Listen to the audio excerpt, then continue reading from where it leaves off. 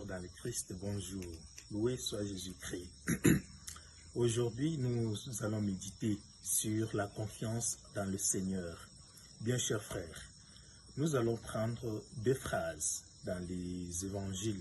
La première phrase concerne la question que Jésus pose à Philippe concernant cette foule qui était rassemblée au désert et qui manquait déjà à manger, cette foule qui était affamée, cette foule qui n'avait pas quelque chose, qui n'avait plus de force pour continuer à écouter le Christ.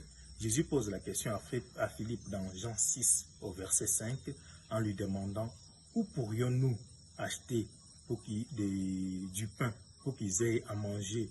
Où est-ce que nous allons trouver quelque chose pour nourrir cette foule qui nous suit depuis le matin? Ça, c'est la première question que nous trouvons dans Jean 6, verset 5. Et la deuxième question concerne la marche sur les eaux, où Jésus, en marchant sur les eaux, et Pierre, en voyant que le Christ marchait sur les eaux, lui demande, Seigneur, comme il croyait que c'était un fantôme, il lui demande, Seigneur, si c'est bien toi, donne-moi l'ordre de venir à toi en marchant sur les eaux. Ceci traduit très bien les inquiétudes qui peuvent nourrir notre vie quotidienne de tous les jours. Et nous, en tant que chrétiens, nous sommes appelés aujourd'hui à faire confiance dans le Christ. La confiance en soi se définit comme étant le fait de croire en l'honnêteté et à la sincérité d'une personne.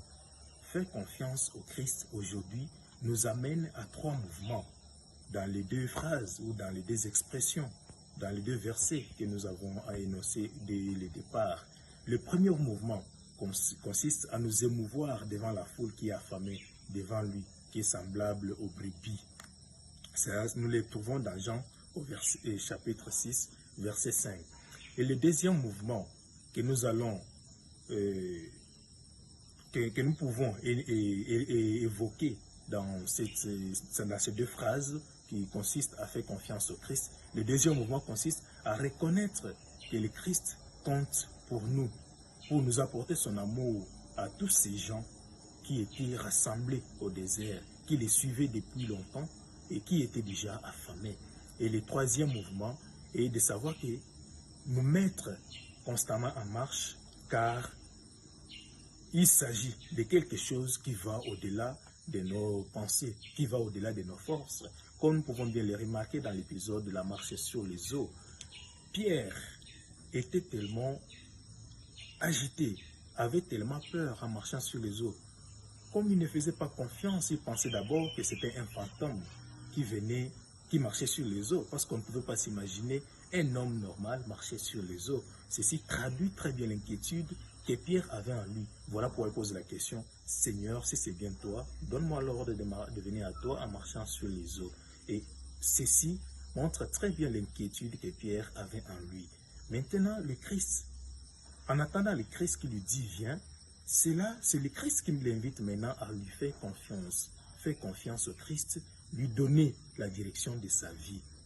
Dans notre vie d'aujourd'hui, nous pouvons rencontrer des moments difficiles, nous pouvons rencontrer des problèmes, nous pouvons rencontrer des difficultés. Cela ne doit pas nous amener à perdre notre confiance dans le Christ. Donc nous sommes appelés aujourd'hui à faire confiance au Christ et à lui confier la direction de notre vie. Voilà ce sur quoi nous devions méditer aujourd'hui. Nous sommes appelés donc à la confiance inébranlable dans le Christ, dans la joie comme dans les peines. Loué soit Jésus. Ad